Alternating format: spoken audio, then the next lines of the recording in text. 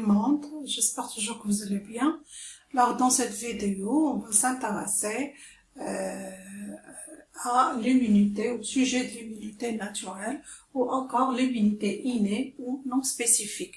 Tous ces vocabulaires-là veulent dire la même chose. Alors, est-ce que vous savez que 60% des êtres vivants qui se trouvent sur la Terre sont des micro-organismes? Bien. Alors tous ces micro-organismes-là, ils ont les mêmes caractéristiques de vie que nous, c'est-à-dire ils ont besoin de respirer, ils ont besoin de s'alimenter, de s'accroître, de se multiplier, sauf bien sûr les virus, mettez à part les virus. Les virus n'ont pas besoin de respirer ni de s'alimenter. Pour les autres micro-organismes, ils ont les mêmes caractéristiques de vie que nous. Donc, ils ont besoin, disons, certains, bien sûr, d'entre eux ont besoin de la matière, ou la majorité d'eux ont besoin de la matière organique, comme nous, pour s'alimenter. Alors que notre corps est rempli de matière organique, encore, la température du corps interne, elle est environ de 37 degrés. Pour les micro-organismes, leur température favorite, bien sûr, elle est classée entre 30 et 40. Donc, tout cela fait que le corps, notre organisme, réalise toutes les conditions favorables pour le développement des micro-organismes et ça leur donne le milieu adéquat pour le développement, bien sûr. Donc, la question ici, la question qui se pose ici, quels sont ou encore, est-ce que notre organisme se dispose des moyens de défense contre tous ces micro-organismes? Apparemment, vous allez me dire oui, bien sûr, puisque rarement quand on est malade, bien sûr, il se dispose de moyens de défense. Alors, dans cette vidéo, on va essayer de détailler ici ce que c'est que l'immunité naturelle qui constitue la première ligne de défense de l'organisme humain, bien sûr, face à tous ces micro-organismes qui l'entourent. Comme ce que vous avez remarqué ici, j'ai tout écrit sur le tableau. Les trois éléments responsables de l'immunité naturelle sont les barrières physico-chimiques, et on va parler encore de la réaction inflammatoire et encore de la phagocytose. Mais tout d'abord, il faut donner une petite définition à l'immunité naturelle ou l'immunité innée. Qu'est-ce que c'est que l'immunité innée? Alors, l'immunité innée, c'est une capacité, ou c'est la capacité du corps à reconnaître, ou encore c'est la capacité du soi, des cellules qui appartiennent au soi, à reconnaître toutes les éléments qui font partie du non-soi. Donc, le non-soi, il y a des microbes, il y a des micro-organismes bien sûr, ou encore des éléments étrangers, ou encore des cellules des corps qui sont irrégulières, comme le cancer bien sûr. Alors, ou les cellules cancéreuses plus exactement. Donc, je disais...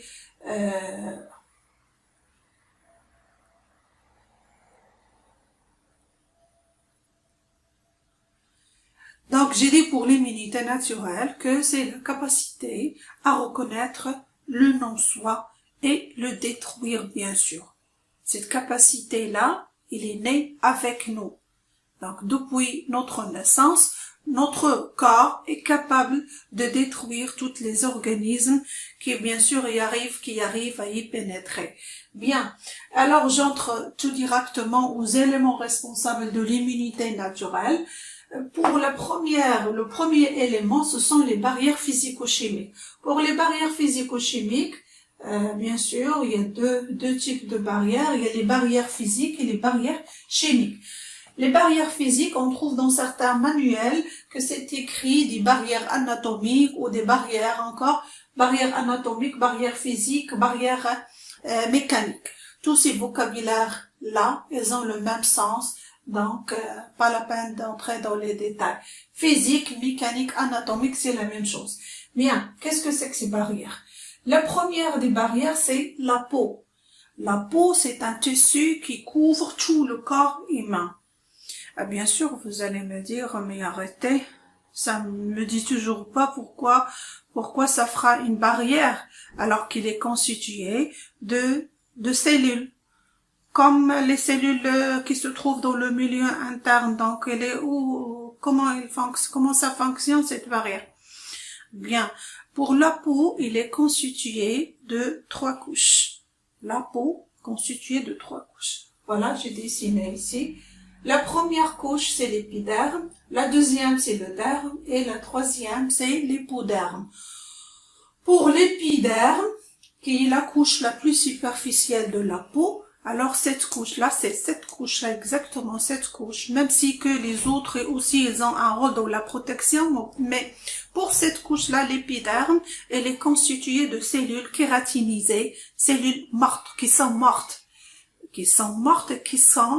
desquament avec le temps. Sûrement, vous allez déjà remarquer que si vous n'avez pas pris de douche pendant 2 ou 3 jours, si vous grattez comme ça la peau, vous allez trouver que ça fait un trait blanc. Alors, ces traits blancs-là qui se tracent, ça ne se trace pas ici.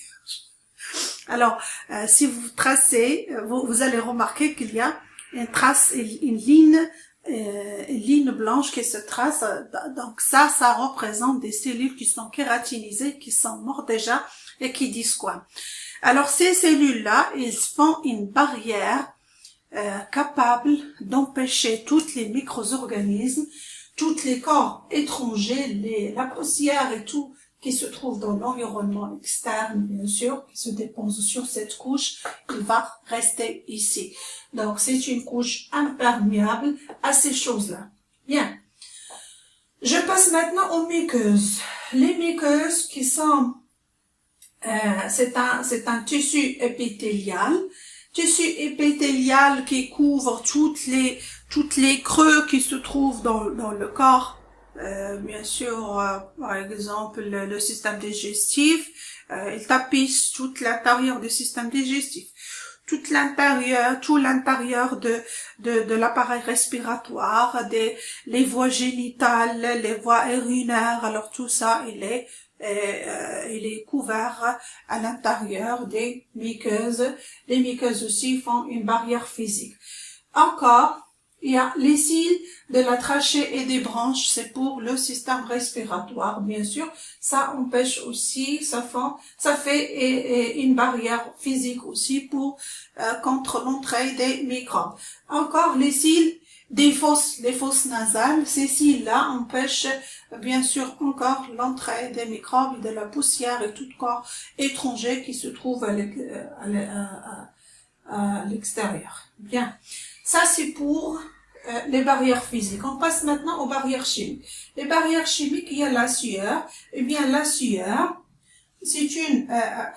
vous allez remarquer que toutes les barrières chimiques, c'est pour renforcer le rôle des barrières physiques. Par exemple, ici, la sueur, on trouve qu'elle est sécrétée au niveau de la peau. Bien sûr, la sueur joue un rôle dans la transpiration du corps, mais aussi, il a un rôle parce qu'il est saline. C'est une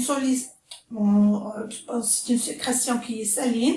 Et sa salinité empêche le développement et aboutit à la destruction des bactéries. Le mucus.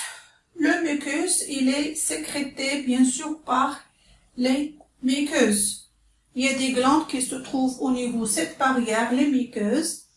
Alors, ces glandes-là, ils sécrètent le mucus. Ce mucus-là, vous connaissez tous qu'il est, disons qu'il est visqueux, qu'il est colloïdal. Il a la capacité d'englober les bactéries comme ça. Et de cette façon, il va être soit rejeté avec du crachat ou soit avalé vers le système digestif. Les larmes ici, bien sûr, elles sont sécrétées par des glandes qui se trouvent au niveau de l'œil ou des tissus qui entourent l'œil. Alors ces larmes aussi,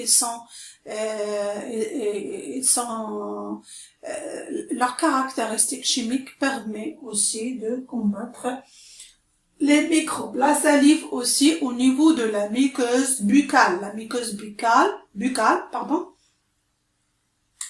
Cette muqueuse sécrète de la salive, bien sûr qu'elle a d'autres rôles dans la digestion, mais encore là, pour détruire les bactéries.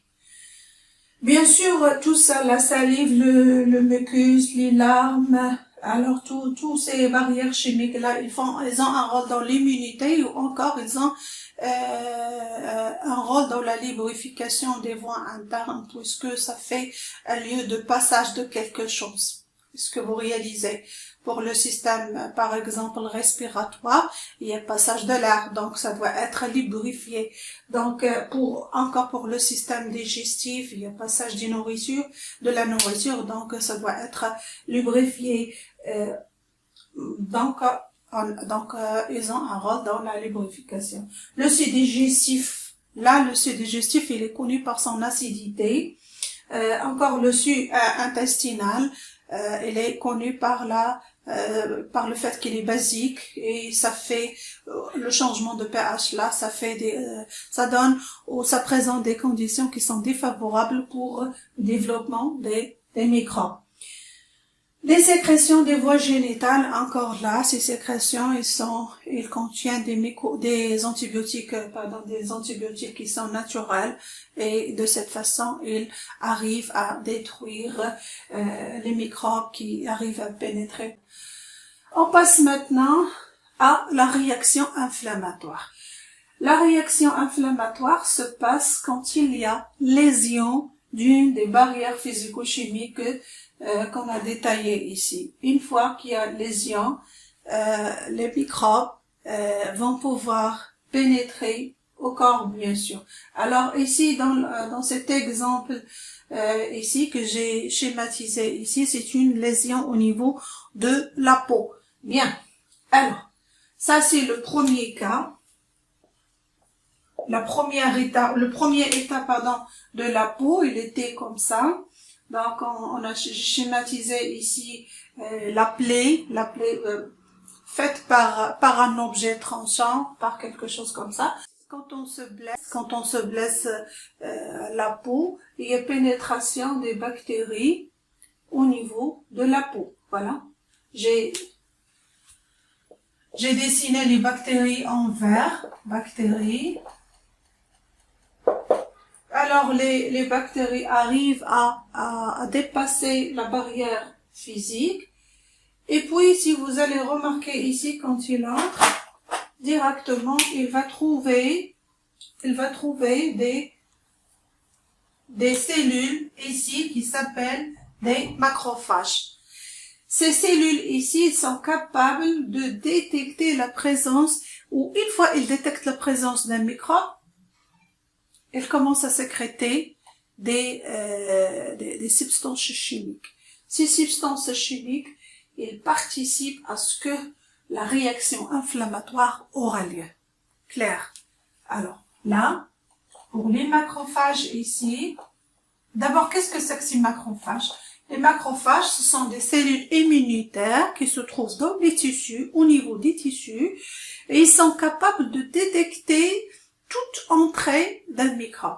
Voilà. Une fois il est entré, il est détecté, il s'active, il commence à sécréter. D'abord, ils détruisent le microbe et il commence à sécréter des substances chimiques.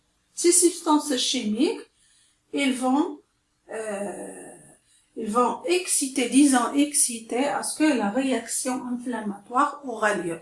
Les signes de la réaction inflammatoire sont la rougeur. La rougeur, c'est causé par quoi? Alors, j'ai dit que les substances chimiques sécrétées par les macrophages, ils vont causer la dilatation des vaisseaux sanguins. Ça, c'est un vaisseau sanguin que j'ai dessiné ici. Alors, il va se dilater et puis il y aurait ces substances-là, ils vont attirer toutes les autres cellules immunitaires qui vont venir à l'aide de ces macrophages. Et ce sont des polynucléaires. Ce sont des leucocytes polynucléaires. Ces phagocytes, ça s'appelle des phagocytes. Alors au début, ce ne sont pas des phagocytes, ce sont des leucocytes polynucléaires. Quand ils ont été dans le sang, ils ont été comme des polynucléaires. Ces polynucléaires, quand ils arrivent au lieu de l'infection, ils vont devenir des phagocytes. Qu'est-ce que c'est que ces phagocytes? Je n'ai pas terminé la définition des macrophages. Macrophage, c'est une grande cellule immunitaire qui a la capacité de détecter le microbe et de le digérer, bien sûr. Alors, pour les phagocytes aussi, ils vont commencer à faire de la phagocytose. Les macrophages font de la phagocytose, c'est-à-dire ils commencent à avaler ces microbes et les digérer. Encore les phagocytes, ils vont commencer à avaler les microbes qui vont arriver à pénétrer la peau. Bien, j'ai dit pour les signes de la réaction inflammatoire, la rougeur, puisque le vaisseau se dilate, bien sûr, ça va donner une certaine rougeur et de la chaleur aussi au niveau du lieu de l'infection. La douleur, les substances sécrétées par les macrophages vont irriter les terminaisons nerveuses. Voilà, ce sont des terminaisons nerveuses que j'ai tracées ici. Voilà. Terminaison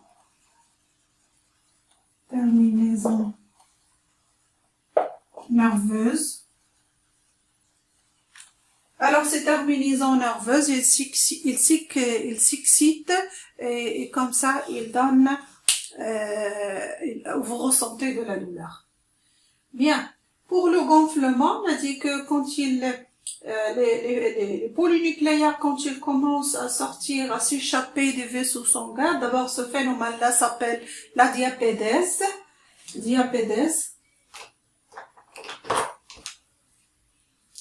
Ce phénomène-là, le phénomène ici, c'est diapédèse. Alors, la diapédèse, c'est le fait que ces polynucléaires commencent à s'échapper parmi les cellules de la paroi des vaisseaux sanguins. Bien sûr, ils se dirigent vers le lieu d'infection pour aider les macrophages à détruire toutes les bactéries qui ont arrivé à entrer. Bien. Le gonflement aussi est un signe de la réaction inflammatoire. Le gonflement, c'est le gonflement du lieu d'infection. Pourquoi? Parce que c'est à cause du plasma qui arrive à s'échapper aussi avec l'échappement de ces phagocytes ici vers le lieu d'infection. Voilà, c'est tout pour la réaction inflammatoire. Les signes sont rougeur, chaleur, douleur et gonflement. Et c'est bien sûr, tout le monde a déjà remarqué ça quand on se blesse. Je passe maintenant à la phagocytose. Et j'ai dit pour la phagocytose, c'est le mécanisme par lequel ces phagocytes ou ces macrophages vont commencer à avaler et à digérer les bactéries. Bien, la phagocytose, processus d'ingestion des microbes et de digestion aussi.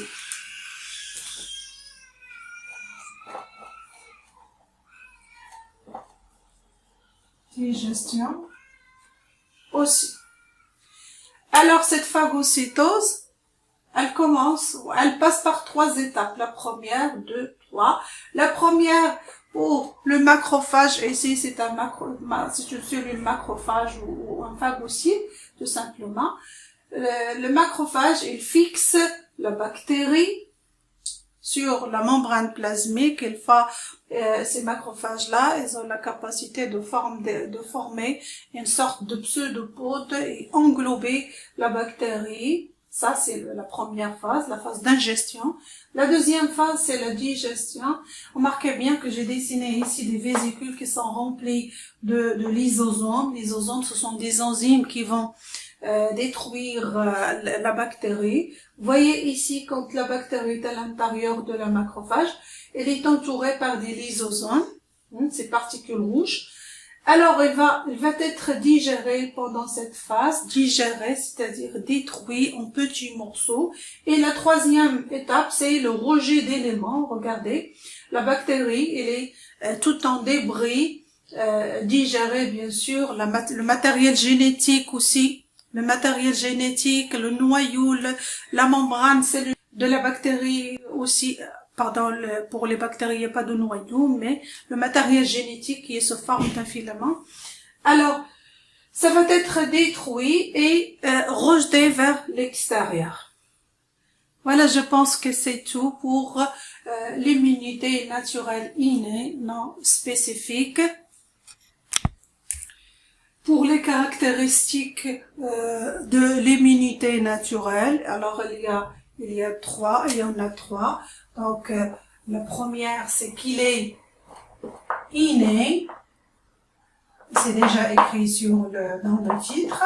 La deuxième, c'est qu'il est non spécifique, qu'il est rapide d'abord. Il est rapide. La troisième, c'est qu'il est non spécifique. Non spécifique.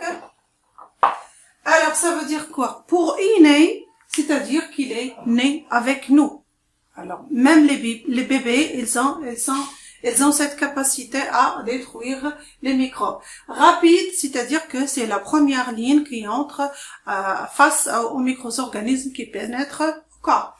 La troisième, non spécifique, c'est-à-dire qu'il est dirigé vers tous les types des microbes qui pénètrent au corps. C'est pas fait spécifiquement pour un microbe ou pour un autre. Non. Elle est faite pour toutes les germes qui peuvent pénétrer au corps. Voilà, je pense que c'est tout pour l'immunité naturelle. Si vous avez des questions, n'hésitez pas à les poser dans les commentaires. Je répondrai avec plaisir. D'ailleurs, je suis là pour ça. D'ailleurs, je suis là pour ça. Et n'oubliez pas de liker la vidéo